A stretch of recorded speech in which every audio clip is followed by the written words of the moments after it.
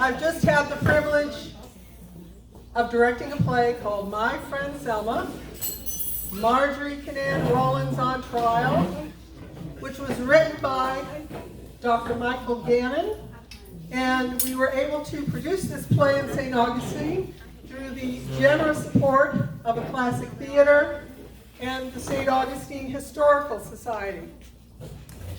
Many of you know that Zelma Casey filed suit on January 8, 1943 for $100,000 for invasion of privacy for how she was portrayed in Marjorie's book, Cross Creek. This was a 3-year ordeal through the process of bringing suit. Norton Baskin was in India at the time, American Field Service, and he came back for this, or he was in time for this. And the play itself takes place in the last week of the trial, where we hear the verdict.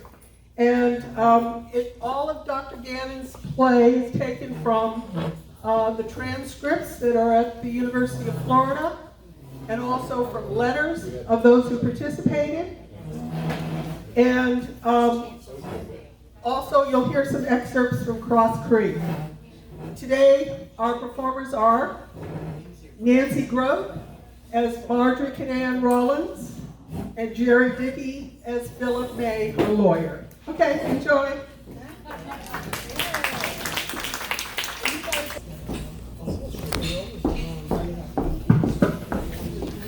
In 1930, my friend Zelma from the village was commissioned to take the census in the backcountry section of Alachua County. Zelma is an ageless spinster, resembling an angry and efficient canary. She manages her orange grove and as much of the village and county as needs management or will submit to it. I cannot decide if she should have been a man or a mother. She combines the more violent characteristics of both, and those who ask for or accept her manifold ministrations think nothing of being cursed loudly at the very instant of being tenderly fed, clothed, nursed, or guided through their troubles. I have loved Zelma for more than 17 years. She is a sturdy soul who sacrificed her own education so her brother could have his. She has made her own way in life, helping people, cussing them out, as I said in Cross Creek, where she thought they needed it. In speaking of her profanity, I had no thought of being unkind, as everyone considers Zelma's cussing most amusing. And I am a famous cusser myself.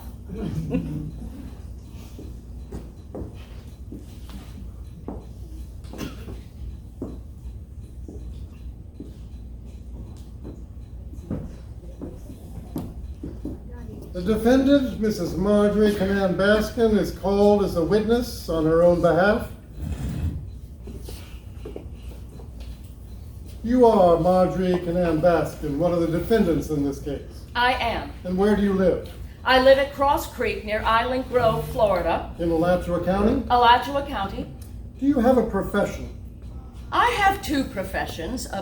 Perhaps one is a profession and one is a business. By profession, I am a writer. And what is your business? An orange grower. Do you use a pen name in your writing? Not exactly a pen name. For approximately 27 years, I have written under the name Marjorie Canaan Rollins. And was that at one time your name? That was at one time my name. When were you married to the other defendant, Mr. Baskin? October 1941. And when and where were you born? I was born in Washington, D.C.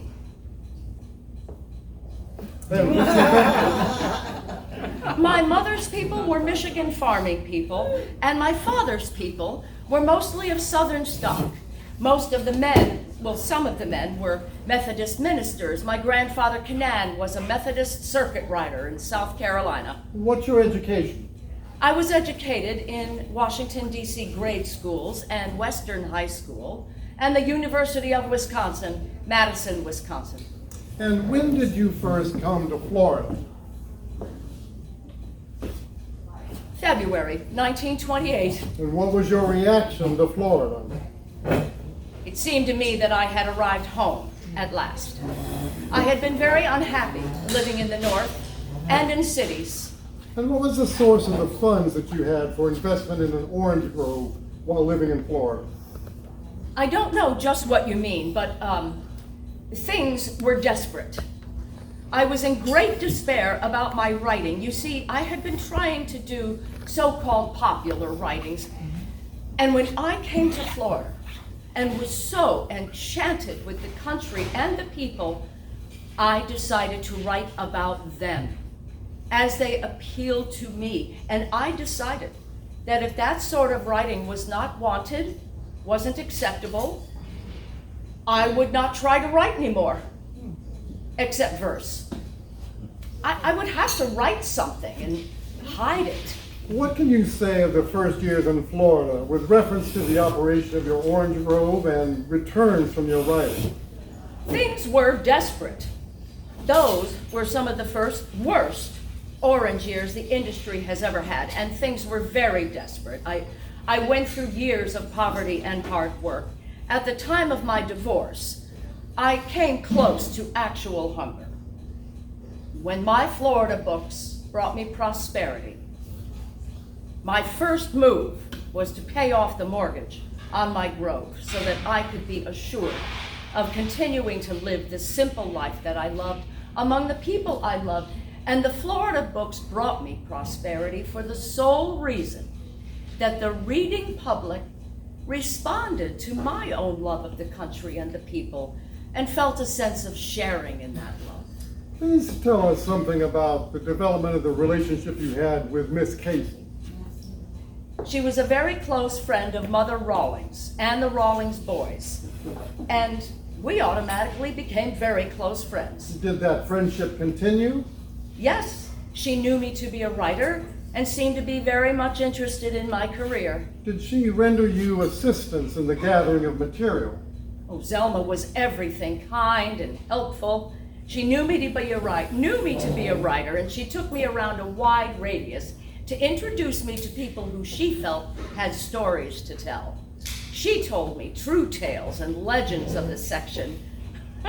My first collection of the latter being published in the Old Scribner's magazine under the title Cracker Chitlins. These first published sketches got me in serious trouble with the local press and with neighbors. With Zelma's encouragement, I proved my point. They denounced me as a fake, saying that I was writing about people who didn't exist in Florida. With Zelma's encouragement, I proved my point, and the Ocala paper retracted in a generous editorial. This was about 1930 or 1929. Well, what period of your life in Florida does Cross Creek cover? It covers the entire period, up to and including most of 1941. Is the composition of a book difficult, Mrs. Baskin? It is a peculiar anguish. It is for me. It is for most of my writer friends. I can't describe it, but I have often wished I had wanted to be a bricklayer or something like that.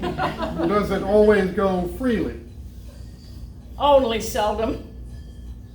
When I have mulled over it for a long time, sometimes I have had a whole page freely. Then again, after a whole day's work of 8 hours, I come out with perhaps one line and tear that up the next morning.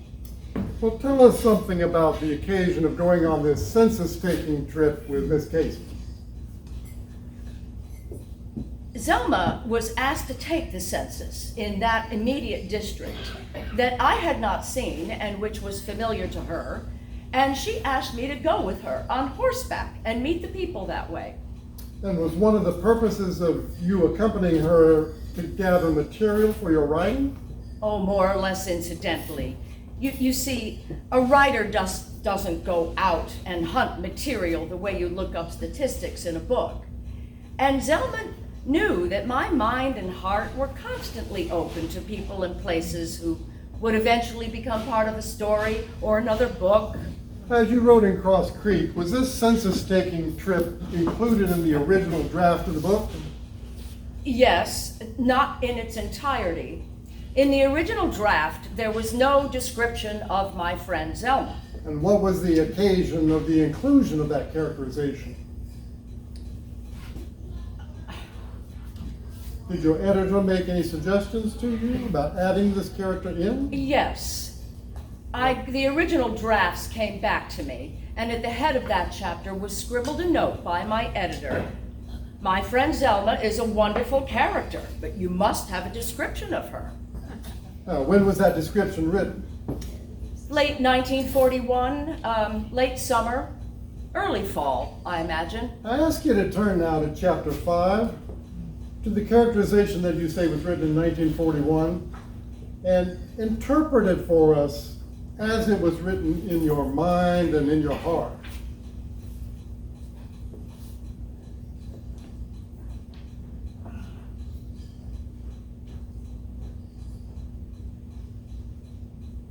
Zelma is an ageless spinster.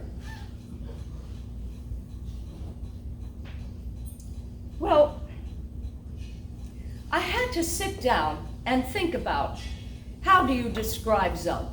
What is she? She is not a married woman. I could not describe her as an old maid, because I think of an old maid as a woman who is not married because she has not had an opportunity to marry. Zelma had always had admiration from men and opportunities to marry. So I thought spinster was the only term. Zelma's age didn't enter into my mind. She was a woman who didn't grow old, so I think it answers the description exactly. Ageless spinster. Resembling an angry and efficient canary. Well, Mother Rawlings was always very fond of Zelma, and Zelma has very golden hair, and she has blue eyes, and she was small and quick, and Mother used to call her Blue and Gold. So resembling an angry and efficient canary. Angry, yes, on occasions, and efficient at all times. Manages her orange. I cannot decide whether she should have been a man or a mother. In my mind, there was no thought of describing her as mannish. By that, I simply meant that her abilities had more or less been wasted. If she had been a man, she might have gone into law, might have been a doctor. She had had great ability that a man could have done more with. She combines the more violent characteristics of both. Well, the more violent characteristics of a mother to me are possessiveness and extreme maternal feelings. You don't have to have children to have a strong maternal feeling. Those who ask for or accept her manifold ministrations think nothing of being cursed loudly at the very instant of being tenderly fed, clothed, nursed, or guided through their troubles. That was what was in my mind, as well as I can express it. Did you believe, as you wrote it, that that was an accurate description of Miss Casson? Practically accurate. Did you have any concern about the attitude of any of the characters in the book, of their reactions? Not until my editor questioned me about it. And what was that about? I thought that Mr. Martin might take extreme offense at it. Mr. Martin was the gentleman whose pig I had shot under trying conditions, and I thought that if there was anyone who was going to be offended, it might be Mr. Martin. Did you ascertain his reaction prior to the publication of the book? Yes, I felt that was the only thing to do. I was very much attached to that chapter personally, and I went to Mr. Martin and I said, Mr. Martin, I thought that the argument we had over the pig and how it all came out made an awfully good story. And I have written it up for the book coming out next spring, and I would like to read you what I had written about it. And he and his wife sat down by the fireplace in their living room, and I read the chapter. He is a big man, and he didn't say anything all through it. And at the end, he got up and stretched and chuckled and said, "That's okay." Mrs. Baskin, do you write for money? No. Or what are the reasons and the impulses and the urges for which you write? Because it is in my blood and bones to write, you might say. I have done it for so long. It's the thing I do, that's all.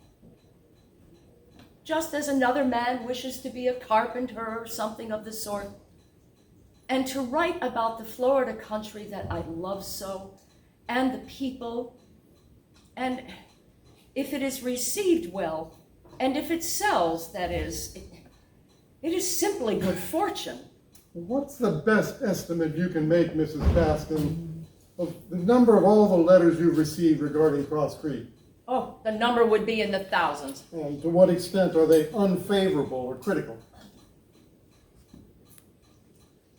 There was a letter from a Mrs. Sloane that was unfavorable. There was an anonymous letter that attacked me very much along the lines that the prosecuting attorney has. There was a critical postcard from 3 women who were traveling through North Carolina and didn't like the book and said so. Other than that, all the other letters were kind. There were a few of what I call nut letters. For instance, a woman in West Virginia asked me for the kind of ants I described. Were they the kind that ate bedbugs? And if so, could I send her a colony of them for the bedbugs in the house? An infinitesimal portion of the letters were unkind, and the reason is that a person who troubles to sit down and write a letter to an author is invariably a kindly person. I mean, that is just one of the nice things about human nature. A person goes out of their way to do a kind thing, and very few people go out of their way to be unkind. Well, that is all. You may step down, and that closes the defendant's case. We were all relieved to hear the verdict of not guilty. In the end. For me, it was a battle for a strongly felt principle. Phil told me I could buy off Zelma and the Waltons for infinitely less than a trial would cost me in money and nervous energy. He would have been greatly disappointed in my integrity had I done so. One wonderful thing to come out of the expensive mess is the affirmation of friendship among my neighbors for miles around. Many of the poorest of them wanted me to take back their mileage and witness checks. It made me know all the more deeply, more than ever, that my instinct was right so long ago in casting my lot with them and in giving my heart to them and to the section of which I wrote with such happiness. Marjorie, I have news. By a vote of 4-3, the Supreme Court of Florida has reversed the court. We order Mrs. Baskin to pay Zelma case and damages in the amount of $1 and court costs in the amount of $1,000.10.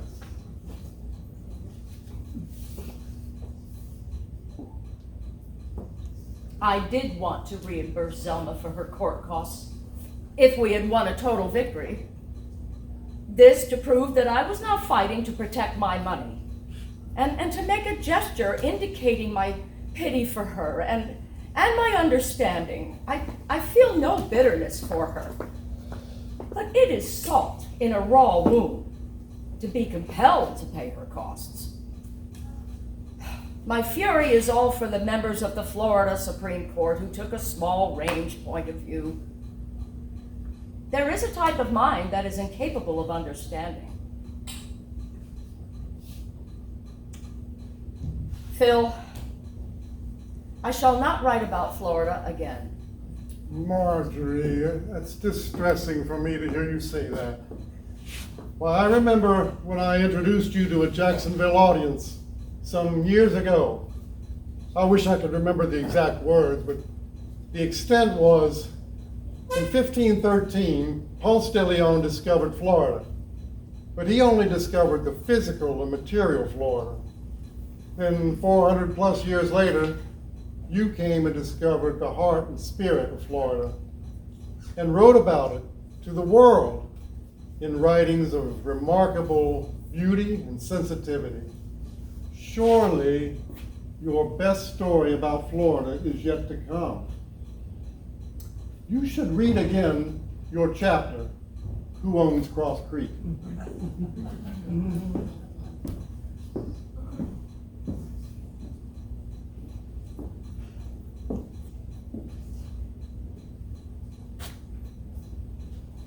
I look across my grove, hard fought for, hard maintained, and I think of other residents here. There are other inhabitants who stir about with the same sense of possession as my own. A covey of quail has lived for as long as I've owned the place in a bramble thicket near the hammock.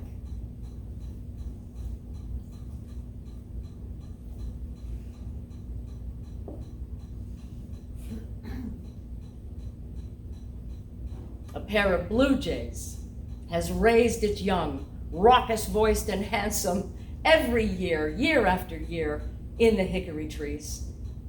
The same pair of redbirds mates and nests in the orange trees behind my house and brings their progeny twice a year to the feed basket in the crepe myrtle in the front yard. The male sings with a joie de vivre no greater than my own, but in a voice lovelier than mine, and the female drops bits of corn into the mouths of her fledglings as though she paid the taxes. A black snake has lived under my bedroom for as long as I have slept in it. Who owns Cross Creek? The redbirds, I think. For they shall have their nests, even in the face of delinquent mortgages. And after I am dead, who am childless, the human ownership of grove, field, and hammock is hypothetical. But a long line of redbirds and whippoorwills and blue jays and ground doves will descend from the present owners of nests in the orange trees. And their claim will be less subject to dispute than that of any human heirs. Houses are individual and can be owned like nests and fought for. But what of the land? It seems to me that the earth may be borrowed, but not bought. It can be used, but not owned. It gives itself in response to love and tending, offers its seasonal flowering and fruiting. But we are tenants and not possessors, lovers and not masters. Cross Creek belongs to the wind and the rain, to the sun and the season, to the cosmic secrecy of seed, and above all, to time. And I say again, those who would destroy Florida are bastards and sons of bitches.